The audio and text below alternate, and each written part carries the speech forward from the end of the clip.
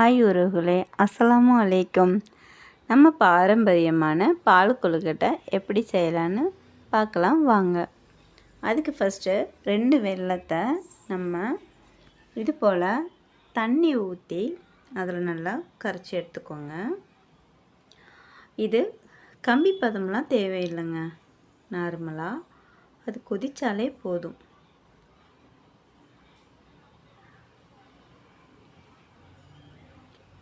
அதுக்கப்புறமா பால் கொழுக்கட்டைக்கு தேவையான வறுத்த மாவு 1 டம்ளர் எடுத்துக்கோங்க. அதுக்கு தேவையான உப்பு போட்டுக்கோங்க.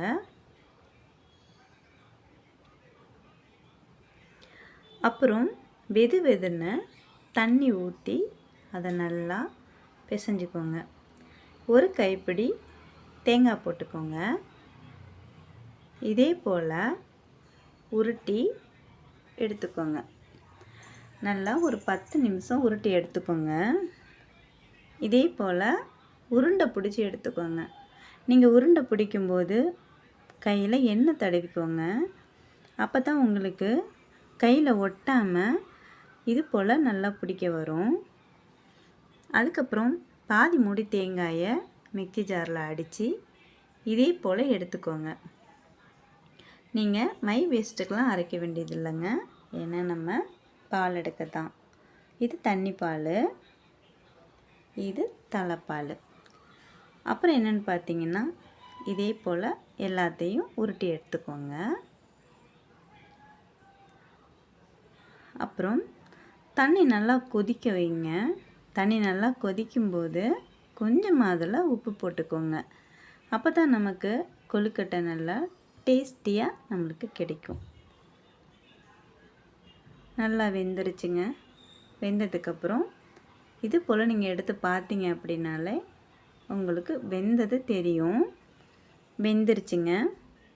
இப்போ அதுக்கு நமக்கு பால் கொழுக்கட்டை செய்கிறதுக்கு 1/2 டம்ளர் மாவில் நம்ம எடுத்த தண்ணி பாலை ஊற்றி அதில் கொஞ்சமாக உப்பு போட்டு நல்லா கலக்கிக்கிட்டு அதை ஒரு 5 நிமிஷம் அடுப்பில் வச்சுட்டு நல்லா காய்ச்சிக்கோங்க.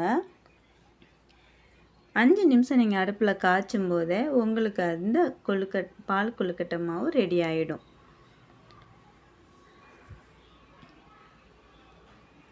ரெடி ஆனதுக்கப்புறமா வெந்த கொழுக்கட்டையை அந்த பாலில் நீங்கள் அதை சேர்த்துக்கோங்க.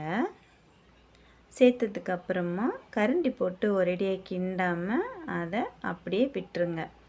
நம்ம காய்ச்சி வச்சுருக்கிற வெல்லத்தை எடுத்து இதே போல் ஊற்றிக்கோங்க.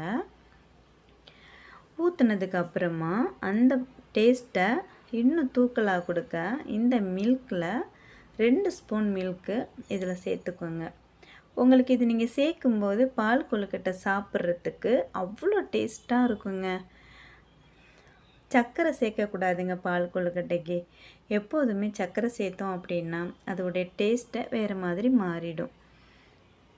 பார்த்தீங்களா எவ்வளோ பதமாக வெந்துருச்சுன்னு பார்த்தீங்களா? அவ்வளோதாங்க, பால் கொழுக்கட்டை ரெடி ஆயிடுச்சு. அதுக்கப்புறம் என்ன பண்ணுறீங்க அப்படின்னா, கரண்டியை விட்டு ரொம்ப உடச்சிடாமல் மெதுவாக அதை எடுத்து பாருங்கள். அப்புறம் எடுத்து வச்சுருக்கிற தலைப்பாலை அடுப்பை ஆஃப் பண்ணிவிட்டு அந்த தலைப்பாலை ஊற்றி நல்லா கிண்டிக்கோங்க.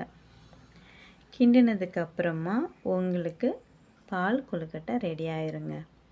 அதுக்கப்புறமா இதே போல் எல்லா இடத்துக்கும் அது பரவுற மாதிரி நல்லா கரண்டியை விட்டு நல்லா மிக்ஸ் பண்ணிக்கோங்க. அப்புறம் சூடாக டம்ளரில் ஊற்றினோம் அப்படின்னா உங்களுக்கு டேஸ்ட்டு கொடுக்காதுங்க.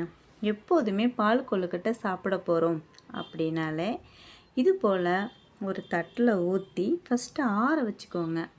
அது ஆறுனா தான் உங்களுக்கு எப்போதுமே டேஸ்ட்டு உங்களுக்கு நல்லாயிருக்கும். ஆறிடுச்சுங்க. மிதமான சூட்டில் டீக்கு பதிலாக இதை நீங்கள் சாயந்தர டயத்தில் பிள்ளைங்களுக்கு வாரம் ஒரு தடவையோ அல்லது 2 நாளைக்கு ஒரு தடவையோ இதே போல் நீங்கள் காய்ச்சி கொடுத்தீங்க அப்படின்னா பிள்ளைங்க விரும்பி நல்லா சாப்பிடுவாங்க. பால் கொழுக்கட்டை ரெடி ஆயிடுச்சுங்க. இதே போல் உங்கள் வீட்லேயும் செஞ்சு பாருங்கள். செஞ்சு பார்த்துட்டு டேஸ்ட் எப்படி இருந்துச்சுன்னு எனக்கு சொல்லுங்கள். அப்புறம் என்னென்னு பார்த்தீங்கன்னா, நம்ம பாரம்பரியமான பாட்டிகள்லாம் நம்மளுக்கு இது தான் கொடுத்தாங்க. இப்போ உள்ளவங்க தான் பீஸா பர்கர் அப்படின்னு சாப்பிட்றாங்க. இது போல் தாங்க நாங்கள்லாம் குடித்து வளர்ந்தோம். அப்புறம் என்னங்க, பால் கொழுக்கட்டை ரெடி ஆயிடுச்சு. உங்கள் வீட்லேயும் செஞ்சு பார்த்துட்டு பானுமா லைஃப் ஸ்டைலை சப்ஸ்கிரைப் பண்ணிக்கோங்க. கூடவே பெல் ஐக்கானையும் தட்டிக்கோங்க. அஸ்ஸலாமு அலைக்கும்.